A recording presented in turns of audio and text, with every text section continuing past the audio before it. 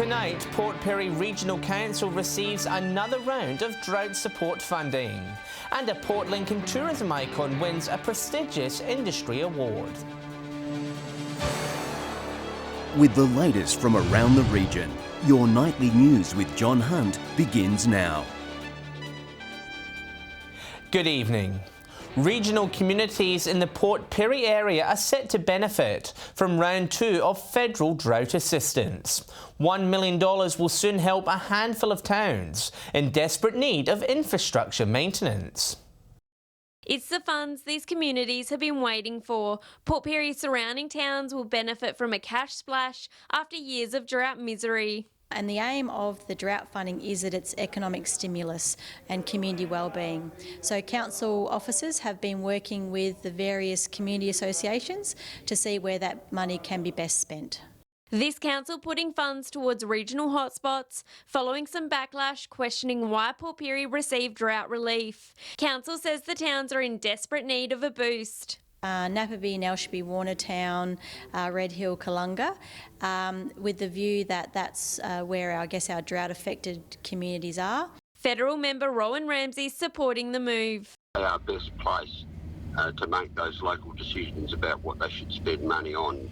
Port Pirie Council wasting no time to discuss where the money will be spent, with upgraded walking tracks being considered.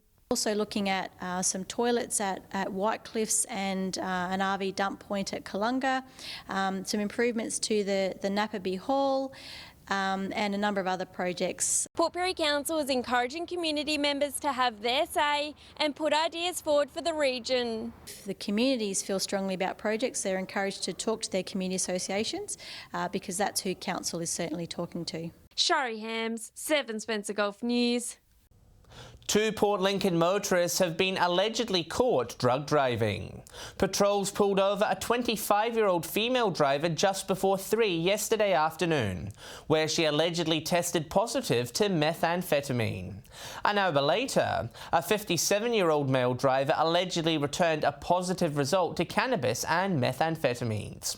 Both drivers were issued with a 24-hour driver direction notice. Their results have been sent for further testing. Women across Whyalla have come together to celebrate International Women's Day at a Westpac event this morning.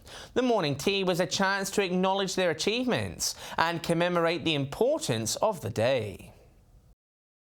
Enjoying some well-deserved cakes and sandwiches and reminiscing on their greatest achievements. These women celebrating each other's success. Among them, Whyalla's former mayor and first female Speaker of the House, Lynn Brewer, and the Hotel Motel Association's first woman president. Barbara Joan was the former winner of the Telstra Westpac Business Woman of the Year award, so we thought it was really important to invite her in and have her as a special guest at our first International Women's morning tea.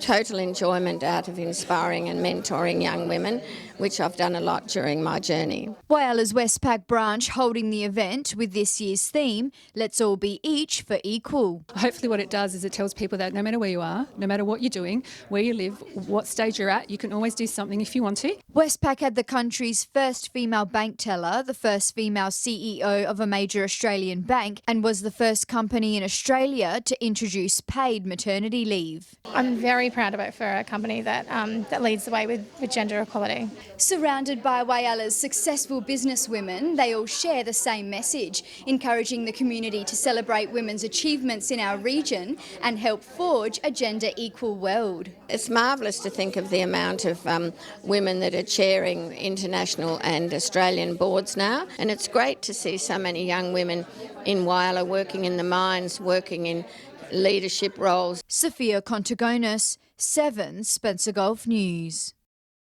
Port Lincoln is taking the spotlight at the Australian Tourism Awards, with shark cage diving company Calypso Star Charters winning the top prize. More than 100 of the country's best operators were nominated at the gala dinner. Calypso's star shining bright on the national stage, with the Shark Cage Dive Company taking out this year's Best Tourism Attraction Award. Finally get the gold is it's a very proud moment for the whole team. The Port Lincoln team was presented the award in Canberra on Friday at the annual Qantas Australian Tourism Awards. It's just reward for a lot of hard work, by the whole team over a long time, and we're just so excited to have finally won one. The company regularly pick up a bronze or silver on the national stage. However, they say finally winning the gold is the jewel in the crown. What it basically means is Calypso Star Charters is the best tourist attraction for 2019 in the country, so it's a huge accolade. So hopefully it means that a lot more people will come shark diving as a result and spend some time around Port Lincoln. The company was up against some stiff competition, with 7 other companies being nominated. The silver medalist, the horizontal falls attraction up in the Kimberley region, they'd actually won the category for the previous 2 years. The RDA says the Eyre Peninsula is one of the fastest growing tourism regions in South Australia, with 1,500 workers employed and more than $300 million being injected into the regional economy each year. It's a major contributor to the economic prosperity of our state. Adventure Bay Charters was also awarded bronze for adventure tourism. Nathan Regter, 7 Spencer Golf News. Still to come tonight, nominations open for the Pitchy Ricci Marathon. And the countdown to Broken Hill St Pat's races enters its final week.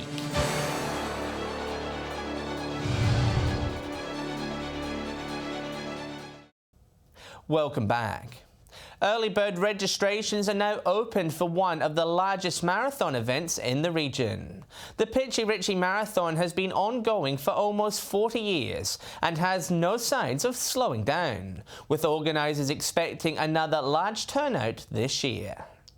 Another year, the same gruelling route. The Pitchy Ricci Marathon is now calling for the 2020 runners to begin registrations. Participants say they're eager to get back on the track. There's not many marathons in the northern part of South Australia, so that's popular, and it's just a totally stunning course. As far as courses go, you just don't get running in the Flinders Ranges. It just can't be beaten anywhere. The Lions Club stepping up this year, offering more support during the race. The Lions Club has been involved with the Pitchy Ricci for a number of years, helping with the water stops, but this year we've been asked by both councils, the Flinders Ranges Council and the Port Augusta Council, to assist and step up a little bit more and helping get sponsorship on board. In a big boost for its prestige, the course has been certified by the International Association, giving the event global recognition. That gets some of the people that do marathons all the time wanting to participate. So it's got that accreditation around the world, so it's getting a lot more publicity. So the event should continue to grow. The event will be held on June 28, with fingers crossed the weather will be in the runners' favour. We just need a really nice day, though the rain would be welcome, but it's probably not what we need on that winter's morning. As always, there'll be a range of different lengths to suit all fitness types, the largest being the traditional 42-kilometre run. It's very challenging, very brutal course. It's point to point and it's climbing, so you're going up hills and you're going up and you're going up, sort of more going up than you come down, so it's quite challenging. Laura Milovanovic, 7 Spencer Golf News. Preparations for this weekend's St Pat's race meeting are underway at the Broken Hill racetrack. Organisers excited to show off a new area where general admission ticket holders can unwind over the course of the day. It's only a matter of days before the gates open and Broken Hill goes racing. We're going to have a fantastic day on Saturday, 26 degrees with a southerly breeze and sunny.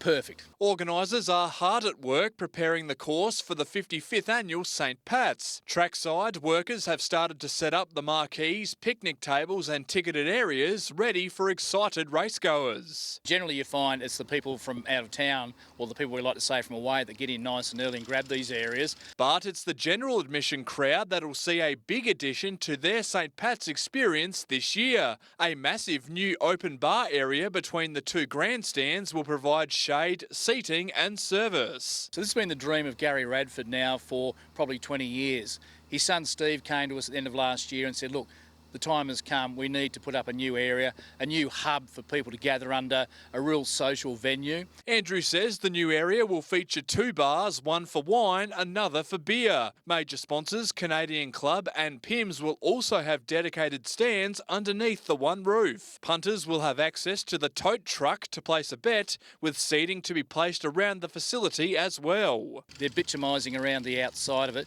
to have it ready. This is a $200,000 gift to the people of Broken Hill from the Radford family.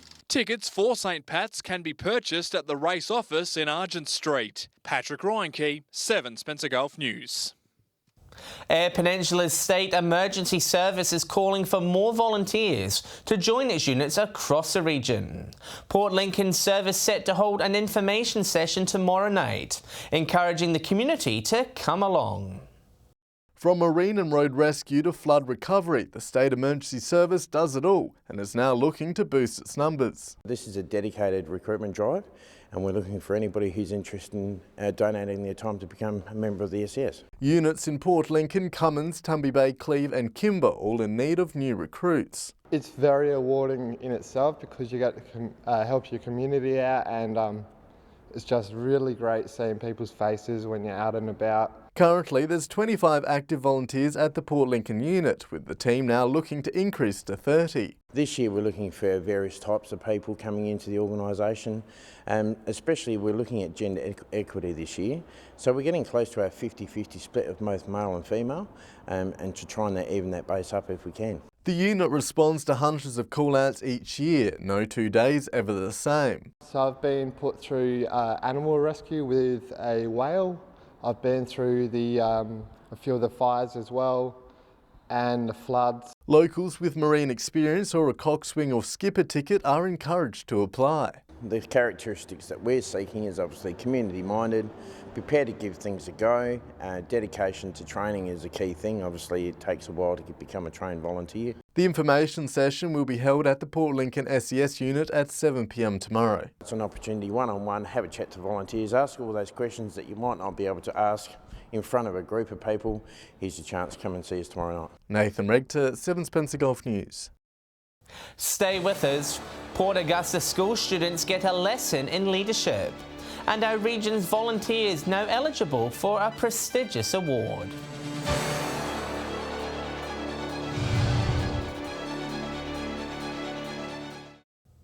Students from Port Augusta's secondary school have attended a National Leadership Summit. The 5 students keen on implementing what they've learned at the event into their daily school lives. A first for the Port Augusta Secondary School, creating a senior school leadership group.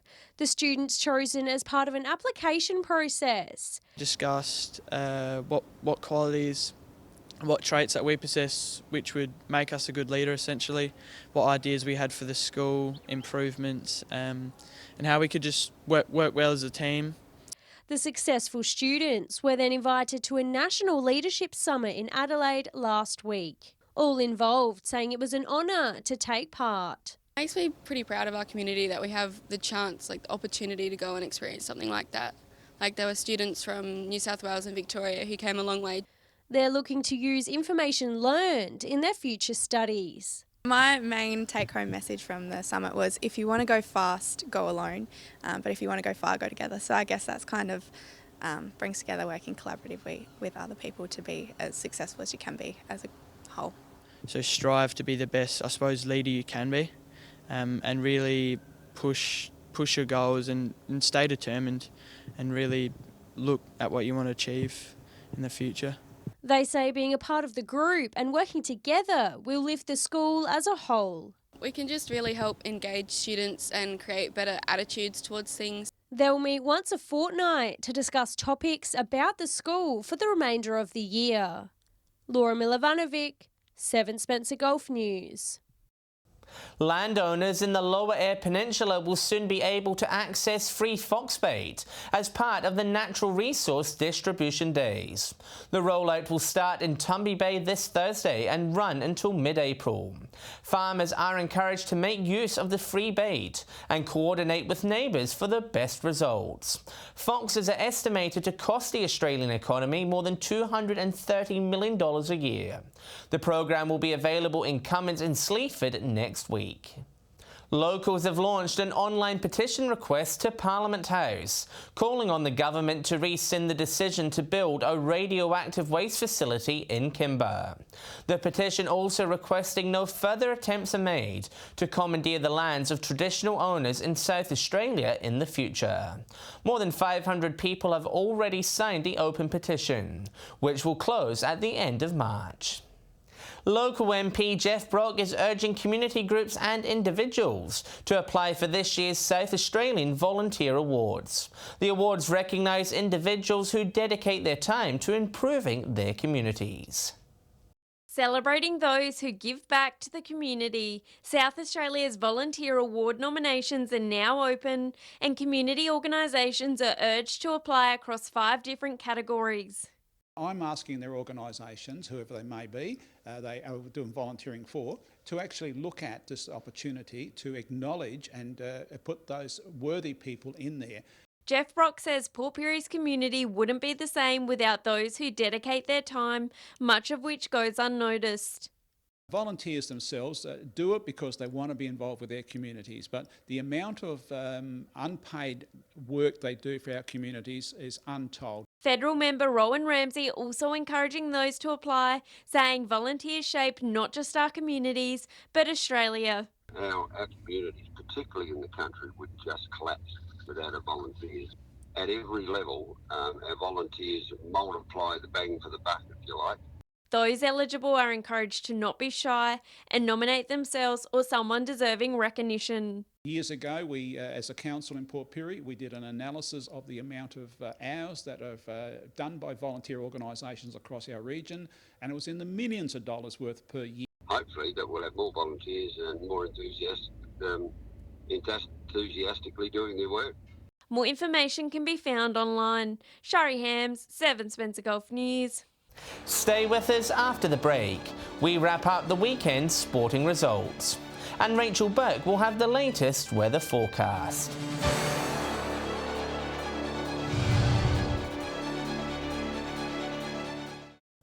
Welcome back. The Spencer Gulf's local basketball associations have seen some of the closest games of their seasons over the past week. With a look at the scores from across the region, here's Patrick Ranke with Sport Wrap. As the minor seasons come to a close and finals arrive, basketball action in the Spencer Gulf is heating up. The preliminary final in Port Lincoln was the first of many close affairs seen last week. After losing their first semi-final, the Sharks made the most of their second chance, downing Rangers 2 to make next week's grand final against Rangers 1. Round 16 in Port Pirie, and unbelievably there were no winners. Both matches ended in draws. Nothing could split the Pacers and Ducks 47-47. Lyle Gillett top scoring with 23, a season high for him, and nothing could split the Globetrotters and Tomcats. The last of the minor rounds in Whyalla didn't disappoint, with one game going right down to the wire. A clutch three-pointer from Elliot McNamara made sure the Braves held their slim lead over the Demons. In the second fixture, Adam Nicol and Aaron Rodgers put on 39 as the Roos trounced the Wildcats. Just the one game in Broken Hill, the North Bulldogs too good for the Brick Throwers, winning by 4. And finishing off in Port Augusta, and the Eagles have ended the minor season as premiers, following a win over the Titans, Cameron Benbow scoring 20 points. The other game saw the Cobras outlast the Wildcats. 2 softball, and in the final regular season round in Port Pirie, Solly Cats battled hard to beat the Cougars. Sam Burt and Mandy and Harper Bridley all played well. But the highlight of the game went to the dangerous Alexis Hill from the Cougars, who smashed a big home run. In the second game, Melissa Di Geronimo was among the best players as checkmates down Tigers 8-1. Switching to a bit of Broken Hill tennis now, and the 3 matches were all one-sided. Backhands thumped the forehands, 5 sets 41 games to 1 set 18 games. Drop shots got past the top spins, and volleys now sit atop of the table after smashing the serves 6 sets to 0. Finally to soccer, and Northern Demons are 0-3 in the State League after a 2-0 loss to the Cobras. While Whyalla Soccer began with its annual Charity Shield, League champions Wanderers defeating Cup winners Westlands United in a penalty shootout after finishing regular time at 3-3. And that's going to do it for another big week of local sport. We'll be back at the same time next week. To the weather now, and the mild and dry conditions the region's experiencing are expected to continue into the upcoming weekend. Here's Rachel with the details. Thanks, John, and good evening, everyone. It's been a fine and sunny day today. Port Augusta reached 33 degrees, Whyalla and Broken Hill both hit 30, Port Lincoln 26, Port Pirie sunny and 32, and Adelaide reached a top of 30 degrees. Looking at the satellite now, and there's high cloud over central and southern parts of South Australia, but it's not producing any rain. Skies elsewhere remain mostly clear under a high pressure system. Looking at the waters for tomorrow, east-southeasterly winds 10 to 15 knots, seas at 1 metre. Sunrise is at 7:11 with sunset at 7:39. Warm and partly cloudy conditions for the region tomorrow. Port Augusta set for a top of 35 degrees, Whyalla and Coffin Bay both 33 degrees, Port Lincoln 29, Woodner reaching a hot 36, Corn 35, Broken Hill partly cloudy and 30, Port Pirie and Cleve both expecting 34 degrees, Clare 31, Kadina 34 and Adelaide partly cloudy and 32 degrees. Looking ahead now, and mostly cloudy conditions for Port Lincoln, 31 Thursday, cloudy and 23 Friday, 20 on Saturday. Cleve hot and 35 Thursday, cooling down to 25 Friday, 20 on Saturday. And partly cloudy for Woodner with temperatures dropping to 25 degrees by Saturday. Whyalla partly cloudy and 34 Thursday, 27 Friday, 24 Saturday. Port Augusta hitting 35 Thursday, 33 Friday, dropping back to 26 by Saturday. And Kadina will be mild and partly cloudy Thursday and Friday, dropping back to 24 on Saturday. Some cloud in Port Pirie for the next few days, 34 Thursday, 29 Friday, 27 Saturday. Clare will be partly cloudy and 31 on Thursday, 28 Friday, cooling to 22 on Saturday. And Broken Hill will be warm and dry through till Saturday, reaching 26 by the weekend. So no sign of rain in the near future, with conditions remaining mostly sunny. John, it's back to you. Sounds good. Thanks for that, Rachel. And that's the local news this Tuesday evening. Thanks for joining us. I'll have updates later, but until then, enjoy your evening. On behalf of the team, it's good night.